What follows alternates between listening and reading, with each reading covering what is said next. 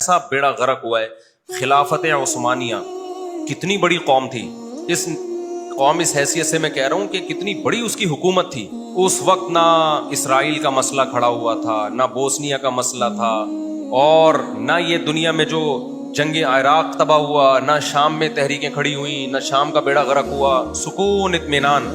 انگریز کو پتا تھا کہ یہ اسلامی خلافت ہے، کئی ممالک اس کے کنٹرول میں. اب اس کے خلاف اگر ہم اسلام کا نام لے کے کھڑے ہوں گے تو کوئی کھڑا نہیں ہوگا. کوئی اسلامی ریاست کے خلاف کھڑا ہوگا کیا؟ بلکہ حدیثوں میں ہے کہ بغاوت حرام ہے. خلیفہ کے خلاف بغاوت کیا ہے؟ حرام.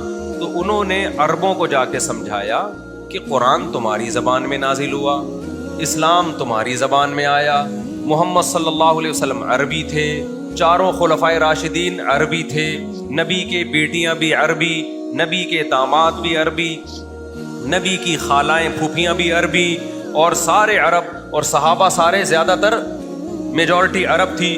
دنیا میں اسلام تو انہوں نے پھیلایا، بنو امیہ، بنو عباس، جہاں پوری دنیا میں خلافتیں یورپ میں لے کر گئے. اور اب یہ اجمی، یہ ترکی ہے بھائی، یہ پوری دنیا میں تمہارے باپ بن کے بیٹھے ہوئے ہیں بھائی.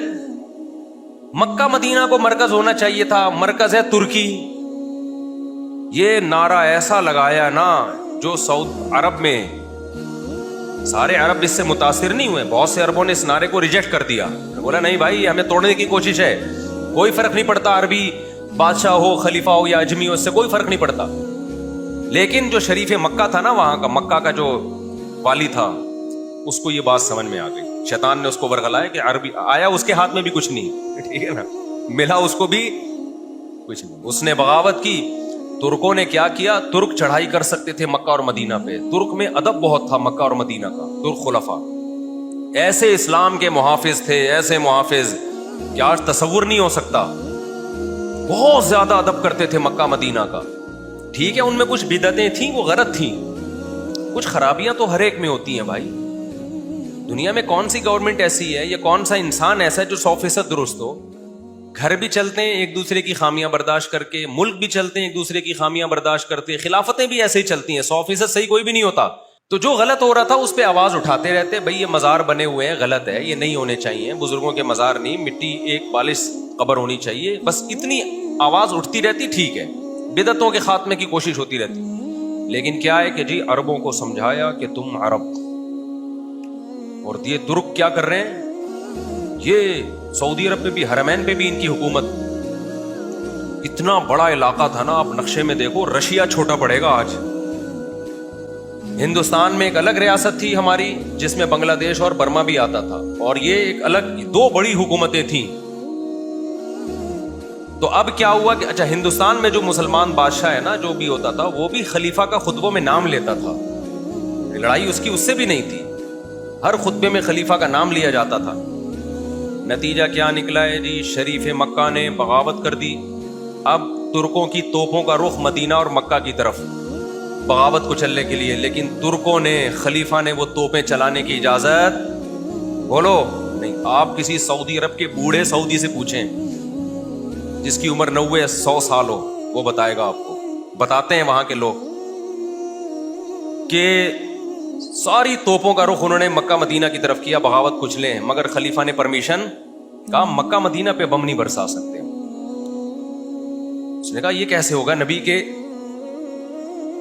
یعنی ہم نبی کے شہر پہ گولے برسائیں ہم.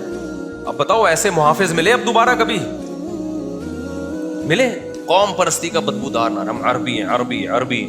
عربیت کی بیس پہ بغاوت ہوئی، اور بالآخر حرمین خلافت کے حصار میں سے نکل گیا. پھر جگہ جگہ بغاوتیں شروع ہوئی. وہ ترکی کا تو بیڑا سمٹ کے اتنا سا رہ گیا. اس کے بعد پھر بغاوت تو ہو چکی تھی، وہ شریف مکہ کے ہاتھ میں بھی کچھ نہیں آیا. پھر یہ اہل نجد اٹھے جو آل سعود ہیں، انہوں نے دیکھا کہ جب یہ میدان خالی ہے اور خلیفہ کے ہاتھ سے تو نکل گیا ہے، تو انہوں نے پھر لڑائیاں لڑ کے اپنے قبضے میں لے لیا.